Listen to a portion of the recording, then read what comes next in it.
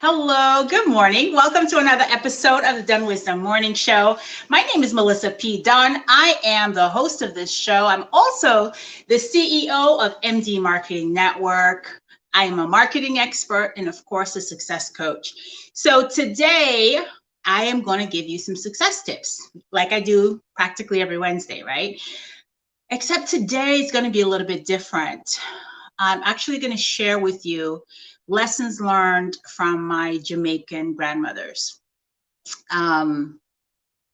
This is an important conversation for me. And so my invitation to you is to listen with an open heart and see if perhaps any of these lessons resonate with you, that you can apply them in your own life. I have a homework assignment if you want to take it on. So take a look at what's written in the caption. So let's get started, shall we? All right, there we go.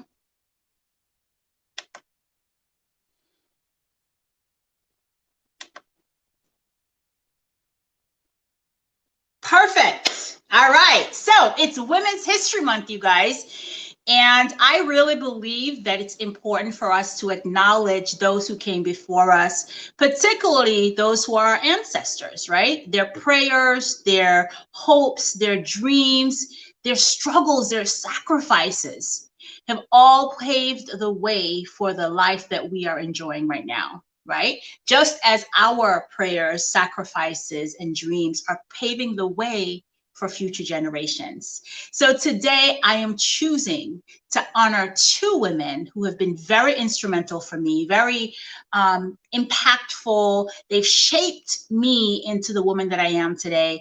And those women are my Jamaican grandmothers. So before we get started, as always, I like to share with you a quote. Now, Maya Angelou is one of my favorite people. When I think about quiet power, I think of her, a woman who, she doesn't have to shout. She doesn't have to act loud. She's a phenomenal woman, right? And so this quote says, "Bring the gifts that my ancestors gave. I am the dream and the hope of the slave. I rise, I rise, I rise." That's from her poem, "And Still I Rise." Thank you, Dr. Angelo. Thank you for still sharing your wisdom with us, even now that you're on the ancestral plane. We honor you as a woman for Women's History Month. So my grandmothers. Now, I have two grandmothers that I was blessed to, actually, let me go back and set it up. I have two grandmothers that I was blessed to know. My grandmother, Princess, and my grandmother, Catherine, Mother Seton, as we call her. Both women were before their time, I believe. Both women were entrepreneurs in their own right. Both women raised children to be strong, resourceful adults. They raised grandchildren to be the same. Princess, my grandmother Princess, had 9 children and umpteenth grandchildren. She actually helped to raise me until I was 10 years old. And my grandmother Seton, she raised 7 children and umpteen grandchildren and several neighborhood kids. So both women were powerful and kind and resilient. Both women were visionaries, and I honor both of them for the gifts and the seeds that they have planted in me and my generation of their legacy. So let's talk first about Princess Dunn. Mama is what I like to call her. I started living with Grandma Princess when I was a couple of weeks old. My mom was a single mom. She was working, and really, by all accounts, my mom was the mom and my grandmother Princess was the dad. Luckily for me, I lived in a multi-generational home. And so I had access to aunts and uncles, and my dad was in the house. But the love and the nurturing that I got the early years of my life came from Grandma Princess. This came to mind to honor her today because yesterday in my Facebook feed, a picture came up of her 3 years ago attending one of the events that I produced. And that was really her first time seeing me working. My grandma Princess died a year later, so she did not get a chance to see me on this journey to become a public servant. But she's still with me, she's still guiding me. And I want to share with you 2 lessons that I learned from her. So the first lesson is, who are you? When I migrated to America, it was in the 80s, and people were not as open to diversity and immigrants as they are, hopefully, today in 2021. We lived in Texas. My stepfather was in the military, and so I joined my mom in Fort Hood. And the kids were mean to me. They would tease me about my accent. I remember one girl in particular, her name is Naomi. She would ask me, like, do I eat banana peels? Do I live in hut? Because, you know, I'm an immigrant kid. I just basically got off the plane from Jamaica. That was the other thing, you know, did you come over here on a boat? Just a lot of ignorant stuff, right? And for the most part, I ignored it. But one day, Miss Naomi made the mistake of making fun of my brother who wasn't yet born. My mom was still pregnant with my little brother, Kareem, whom I love very deeply. And she was making fun of my little brother. So I decided I'm not going to take it. And I whooped her butt. I whooped her butt. And after that, I started to fight anybody who said anything to me that I didn't like. Whether it's a boy or a girl, I will beat their butt. I will fight. Well, that was elementary school. I transferred to Smith Middle School for 6th grade. And I remember getting a fight with a young man, and I whooped him silly. I actually took my heels and beat it in his face so he was bleeding. Anyways, I got suspended from school. And by this time, you know, my mom was at her wit's end. My dad was at his wit's end. And so my mom called my grandmother.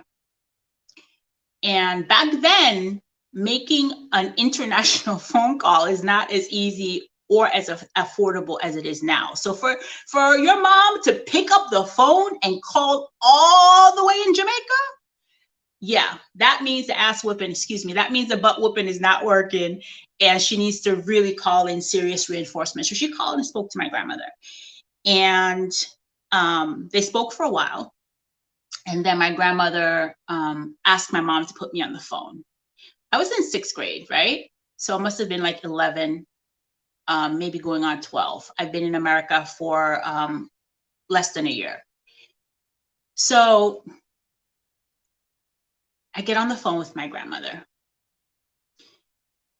and she asked me, Stacy, that's what she called me. She said, Stacy, who are you? That was the first time that I ever had to decide who I was and what I stood for. And my grandmother proceeded to remind me that my name is Dunn, that I am fortunate enough to have the opportunity to migrate to America, and that I had a responsibility. I had a responsibility, not just to her who made so many sacrifices, but to all of my cousins and all of the people from the neighborhood who didn't have the same opportunity. My grandmother reminded me that I got to decide who I am and what I stood for. And so, yeah, I never forgot that conversation, ever, ever, ever, ever, ever. And I have to tell you, that's the last time I got in a physical fight. I never, ever, since that day, raised my hand to hit anyone ever again, because my grandmother reminded me of who I am.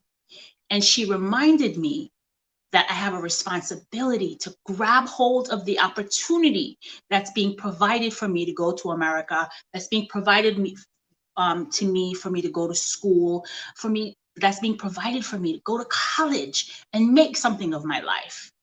And the other thing that came out of that conversation for me with my grandmother is that not only did she remind me of who I am and what my responsibilities were, but my grandmother also said to me in that conversation that when you carry yourself like a lady, it doesn't matter if you are walking in the streets naked, people will receive you as a lady. They will treat you the way that you treat yourself and the way that you show up. I mean, transformational advice before I even understood fully what transformation was. So I walked away from that conversation being very clear about who I am, being very clear about what my intention was at that time in my life, and being very clear about the responsibility that came with my last name. That was also her last name. So oftentimes now when I'm facing a battle, oftentimes now when I have difficult decisions to make, or I feel like I'm at a crossroads, I think about that question that Mama asked me. I think about that. Melissa, who are you? What do you stand for? What do you want? And the minute I'm able to get that answer, it's like I stand up straighter. I smile brighter because I know that I know that I know that I know. And so this lesson is one that has carried me for years. So, you know, people come into your life for a reason and a season, right? I don't know where Naomi is now, that little girl. Her family was also in the military, like my family was in the military. And so now that I'm 47, I can look back on that experience and I could say thank you to her. Because had I not taken that journey, I wouldn't be as deeply rooted as I am today. So that's a lesson, that's serving me really well. So the second thing that I learned from Grandma is actually something that I learned in Jamaica as a young girl, and have since had to pivot and adjust that lesson last year when I was running for office. And this, of course, the adjustment came after my grandmother had already passed. But my grandmother used to say, what you have, give God thanks for. What you don't have, do without. And my grandmother was a really proud woman, right? And the last thing that she wanted was for you to go around telling people what you don't have. I mean, we were poor. At the time, I didn't know that we were poor because my grandmother had a shop. She was an entrepreneur. I never went to bed hungry, but really, when you look at it, we were poor. And I think one of my grandmother's pet peeves was when children would walk to other people's homes. I mean, because again, back then, everybody knew everybody in the neighborhood. So I think one of her pet peeves was when children would go out and say, well, I want this or I want that, or beg people for things, right? Beg people for anything. That was one of her pet peeves. So she would always drill into us grandkids and kids that, give God thanks for what you have. If it's only one banana, give God thanks for the one banana. And guess what?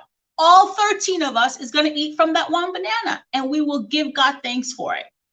And we won't complain and say, well, you know what? We want 25 more bananas. We don't have enough. We're not going to focus on that. Instead, we're going to focus on what we do have, and we're going to say thank you. And that advice really served me very well for most of my life, for most of my career, right? I'm grateful. Thank you, God. Thank you. Thank you. And I'm not going to think about what I don't have. I'm going to instead be grateful for what I have, right? And gratitude calls in more of that. That advice really served me well until I started to run for office. And then I noticed that I had a really hard time calling people to ask them to donate to my campaign. I really couldn't pick up my phone and say, I need help. I couldn't pick up the phone and say, make a donation, because in my mind, I'm begging. And begging was a no-no. We just don't do that. You just don't do that. And so it took several conversations with my mastermind. It took a lot of deep, intense coaching, particularly with Don Lovelace from Lovelace Coaching. And Don and I worked through that. And after a couple of coaching sessions, we drilled down, and after our coaching session, we were able to identify this particular belief as what's stopping me from raising money. And so once I realized that this belief was stopping me from raising funds, I sat with it for a minute. I prayed on it. I meditated. I journaled. I asked my grandmother for clarity. I asked her, how can I rephrase this belief in a way that will serve me now as a 45-year-old woman who is growing a business and launching a political career? And what I heard was, baby, what you have, give God thanks for. What you don't have, source.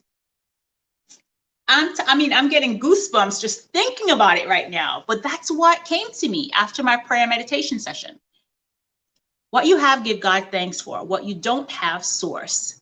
So there's no need for me to go without. I can become the source of what I want because I am a creator and I am clear about who and whose I am. So as I say, thank you, God, for the opportunity to be in this country. Thank you, God, for the opportunity to run for office. Thank you, God, for all of these people that you're bringing into my space that is believing in my vision, believing in my mission, and working so hard to get me elected. Thank you, God. So I am clear that now my role is to be the vibrational heart of a movement that could potentially transform a whole community. I could be source for that. And once I got it, oh my gosh, it's like a door burst open. And right after that, I started to attract the right people to my campaign. I started to attract the right donors to my campaign, the right volunteers to my campaign. It's like that belief was a dam that was blocking a whole bunch of blessing and a whole bunch of water. And the minute I released it, the minute I integrated this belief into the wholeness of who I am, things started to flow easily for me.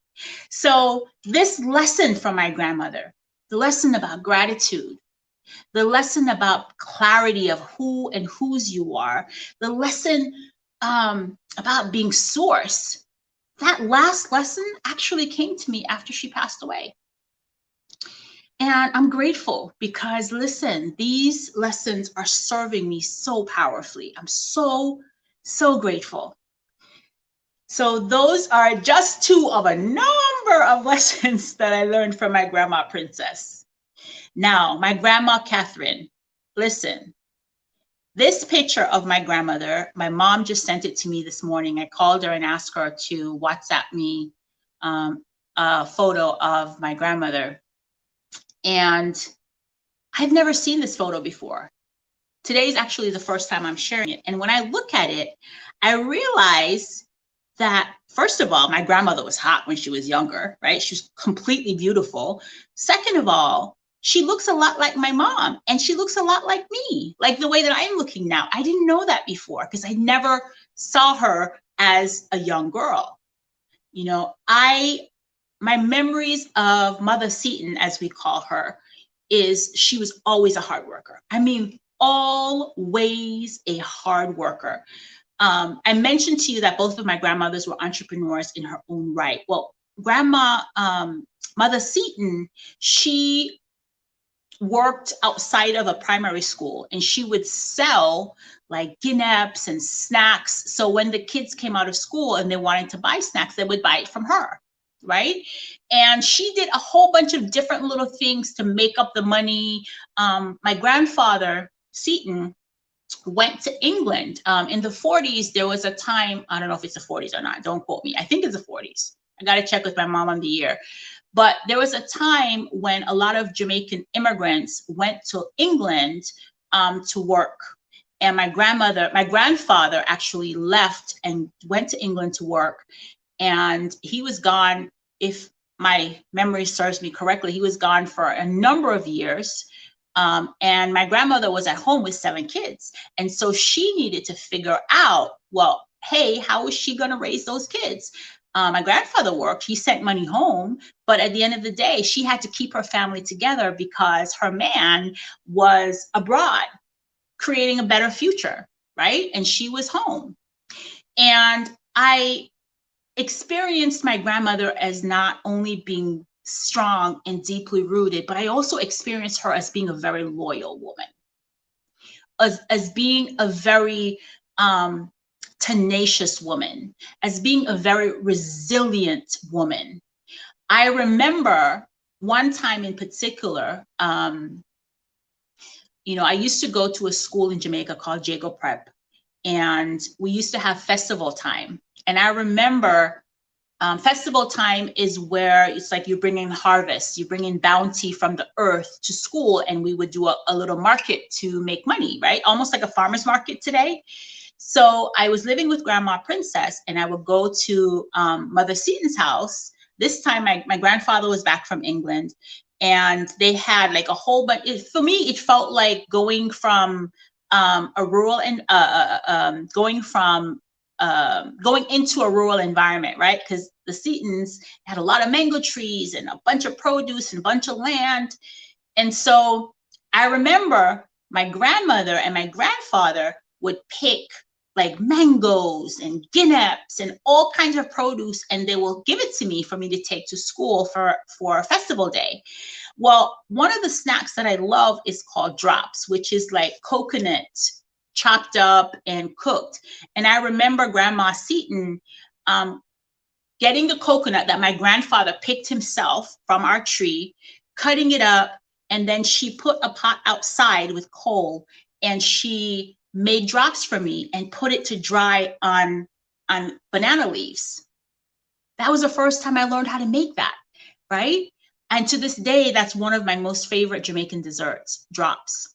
Well, the third lesson that I learned from my Jamaican grandmothers, this one came really from Mother Seton. Put God first. Let me tell you, this woman was a praying woman. She was a praying woman. And when my grandmother prayed for you, listen, just wait, because she had it seemed like she had a direct line to God. Direct line to God. And so she always served. She always put people first. She volunteered in her church. She was very involved. And there were times in my life before she passed away that my mother would call her and they would both pray for me together. That's powerful, powerful gift. So she always put God first, always prayed for us. And I'm telling you right now that my family is thriving off of some of those prayers that she made for us before she transitioned. And I'm 100% certain that she's still praying for us and interceding for us now, even though she is no longer physically here with us on earth. The fourth thing that I learned from Mother Seton, this is a lesson from both of my grandmothers, but I think Mother Seton in particular, it takes a village. Now, my grandmother, I told you that she had 7 children, right? Mother Seton, she had 7 children, and she helped to raise my brother Paul. But there was always a neighborhood kid that was living at 44 Rochester Road in Spanish Town. Always a neighborhood kid that was living there. because maybe their parents was having some challenges. Maybe the parents migrated to America and they were living there and treated like family. Yes, they had to work hard because my grandmother was a very, very, very strict person. It was a very strict household, no shorts, no music, because they were very, very much Pentecostal. But it was always taking care of the neighborhood children. She was mother to so many people. And I now see in my mother that she has taken on the same characteristics, because my mother is mothering a whole bunch of other people as well, right? And so this is something that I learned from my grandmother, that it takes a village. It takes a village to raise a amazing, productive, kind individual that grows up to fulfill their true destiny. It takes a village. And my grandmother, Seton, she was a part of a lot of people's village, including my own. So that's something that I learned from her. You know, I am so grateful and so blessed that I had the opportunity to not only meet these two amazing women, but experience their love, and that I had the opportunity, in particular with Grandma Princess, that I had the opportunity to be for her in her last days what she was for me in my early days. Truly a blessing.